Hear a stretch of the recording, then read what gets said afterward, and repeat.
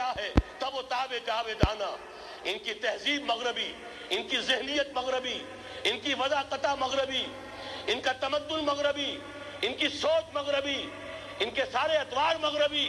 لہذا در حقیقت ایک تو یہ کہ ان سے چھٹکارا پانا، اور دوسرے یہ کہ در حقیقت مغرب کی تمام طاقتوں کو للکارنے کے لیے اس قوم کے اندر سے جذبہ ایمان، جذبہ جہاد کو برآمد کرنا. یہ دو کام ہیں جو کرنے ہیں، اور اگر ہم یہ کر لیں گے، جیسا کہ میں نے آیت آپ کو سنائی تھی، اللہ کا کوئی وعدہ غیر مشروط نہیں. ایمان اور عمل صالح، ایمان اور جہاد، یہ وعدے پورے کرو گے تو اللہ کا وعدہ بھی پورا ہوگا. لیکن ظاہر بات ہے، جیسے یہودیوں نے یورپ کو فتح کیا اور آج وہ مغرب یہودیوں ہی کے زیر اثر ہمیں فتح کرنے پر تلا ہوا ہے. آج نوٹ کیجئے، جس طرح 3 اطراف سے یہودیوں نے حملہ کیا یورپ پر، میں اس کا تذکرہ کر چکا ہوں، آج ہم پر بھی اسی طرح کا 3 pronged اٹیک. دیکھیے، یہ جو شیلا خطاب ہے ڈاکٹر اسرار احمد کا، اور یہ کسی ان کا بڑا اجتماع تھا جس کے اندر یہ تقریر کر رہے ہیں، اور اس اجتماع کی جو آغاز ہوا ہے وہ اس قدر مشرکانہ نعت سے ہوا ہے جس کو ڈاکٹر اسرار سن رہے تھے. اور سننے کے بعد بھی انہوں نے جب ان کا لیکچر شروع ہوا تو ذرہ برابر، وہ کہتے ہیں نا جس طرح کسی کے کان کے اوپر جوں نہیں رینگی، تو یعنی شرک ان کے نزدیک کوئی اہمیت ہی نہیں رکھتا ہے. وہ نعت جو اس انداز سے پڑھی گئی کہ نبی صلی اللہ علیہ وآلہ وسلم سے خطاب کر کے کہ آپ سے عاجزانہ گزارش ہم کر رہے ہیں اے رسول اللہ کہ امت کے اوپر بڑا برا وقت آ گیا ہے اور آپ توجہ فرمائیے، یہ نعت پڑھی گئی. اور اس کے بعد ڈاکٹر اسرار کا یہ لیکچر شروع ہو رہا ہے، اور اب یہ یہاں آ کے کہہ رہے ہیں کہ جب تک ایمان خالص نہیں کیا جائے گا، اللہ کا وعدہ مشروط وعدہ ہے، وَأَنْتُمُ الْأَعْلَوْنَ إِن كُنتُم مُؤْمِنِينَ، کہ اللہ تعالیٰ تمہیں سربلند رکھے گا اگر تم مومن بن جاؤ. تو بتاؤ، تمہاری مومنی تو اسی وقت ختم ہو گئی تھی جب تمہارے سامنے یہ شرکیہ نعت پڑھی جا رہی تھی اور تم اس کے خلاف ایک لفظ تم نے نہیں بولا. تو پھر کس ایمان کی بات کرتے ہو، کس ایمان کی بات کرتے ہو، اور کس خلافت کی بات کرتے ہو، کس مدینہ ریاست کی بات کرتے ہو؟ تمہارے ایمان کے اندر خرابی ہے. یہ ہے سب سے بڑا مسئلہ آج ان مسلمانوں کے اندر. یعنی بڑی بڑی تحریکیں ہیں، بڑے بڑے انقلابی انداز ہیں، بڑے بڑے شعلہ بیان مقرر ہیں ڈاکٹر اسرار کی طرح، اور بھی کتنے کتنے، لیکن ایمان کی ABC بھی گویا ان کو نہیں آتی ہے، ایمان خالص کی. اب بتائیے ڈاکٹر اسرار کتنا ماہر سمجھا جاتے ہیں اس قرآن کی اسٹڈی کے اندر، قرآنک اکیڈمیاں، ان کے درس اور ان کے سارے یہ سلسلے، اور یہ سارا بتائیں کیا انہوں نے قرآن سے سیکھا ہے کہ یہ نبی صلی اللہ علیہ وسلم کو پکارنا اور کہنا کہ آپ کی امت کے اوپر بڑا سخت وقت آ گیا ہے، آپ خود تو جو فرمائیں یا اللہ سے کچھ گزارش کریں ہمارے لیے کچھ. تو بتاؤ اور کافری کیا ہے؟ یہ بالکل اسی طرح کا انداز ہے. جب یہ قیام پاکستان کی تحریک چل رہی تھی تو تاریخ کے اندر یہ باتیں آتی ہیں کہ یہ پورا ڈیلیگیشن، یہ محمد علی جوہر، شوکت علی اور کتنے بڑے بڑے جتنے آج مسلمانوں کے بڑے مشاہیر سمجھے جاتے ہیں،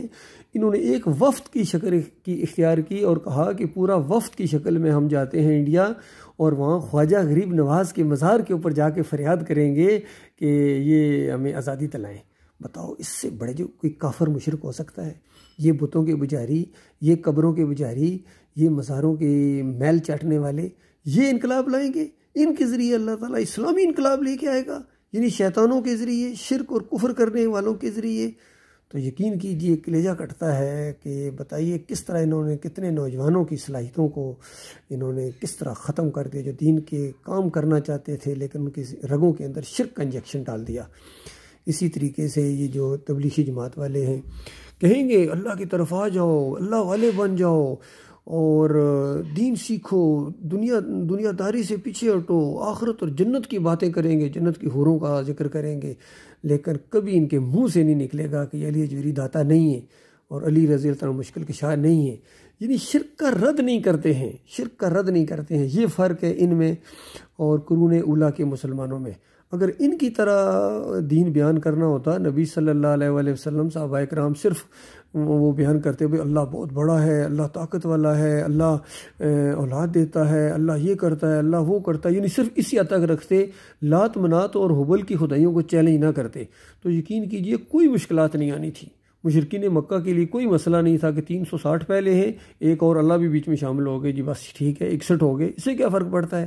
لیکن محمد رسول اللہ صلی اللہ علیہ وآلہ وسلم اور صحابہ اکرام کا انداز یہ تھا کہ جتنے جو 360 ہیں نا، پہلے ان کا کلا کما کرو،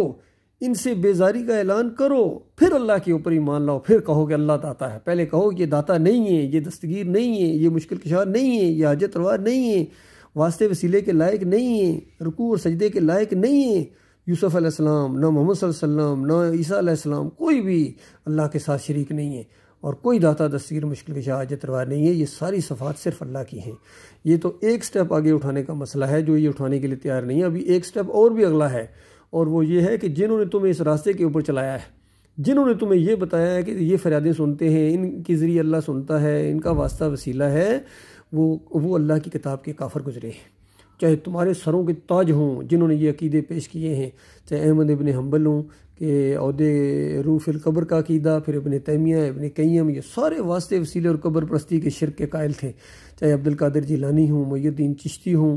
اور علی اجویری ہوں، اور مجدد الفسانی ہوں، سب کی کتابیں اللہ کے بندوں شرک اور کفر پھیلانے والوں کی تعریفیں کرتے ہو۔ اسی تقریر کے اندر یہ ڈاکٹر اسرار جو ہے یہ تعریفوں کے پل باندھ رہے ہیں، عبد القادر جیلانی کے لیے، شاہ ولی اللہ کے لیے، محی الدین چشتی کے لیے، اور پتہ نہیں کون سا دہلوی بریلوی کے لیے۔ بتاؤ پھر کون سا دین ہے تمہارے پاس؟ کون سا؟ اسی وجہ سے تو یہ لعنت ختم نہیں ہو رہی ہے، اسی وجہ سے تم یہودیوں کے غلام بنتے جا رہے ہو، بن گئے ہو۔ اللہ کے بندوں، اگر صحیح معنوں میں اپنی جان کے تم کچھ خیر خواہ ہو اور اپنی بیوی بچوں کے ساتھ تمہیں ذرا بھی کوئی ہمدردی ہے، تو وہ والا ایمان اختیار کرو جو محمد صلی اللہ علیہ وآلہ وسلم نے جو کلمہ بلند کیا تھا، وہ کلمہ بلند کرو، تب تمہاری تبلیغ ہے، تب تمہارا جہاد ہے، تب تمہاری دینداری ہے، ورنہ سب بیکار جائے گا، یقین کیجئے۔ تمہاری کوئی اہمیت ہی کوئی نہیں ہے جب تک تم ایمان اور عقیدے کے معاملے میں قرآن والا عقیدہ پیش نہیں کرو گے، اور قرآن کا عقیدہ پیش ہوتا ہے فَمَن يَكْفُرْ بِالطَّاغُوتِ وَيُؤْمِن بِاللَّهِ فَقَدِ اسْتَمْسَكَ بِالْعُرْوَةِ الْوُثْقَىٰ لَا انفِصَامَ لَهَا، کہ جو کوئی ان طاغوتوں کا انکار کرے گا، ان کا طاغوتوں کو رحمت اللہ علیہ کہتے ہو، ان کو اپنا لیڈر مانتے ہو،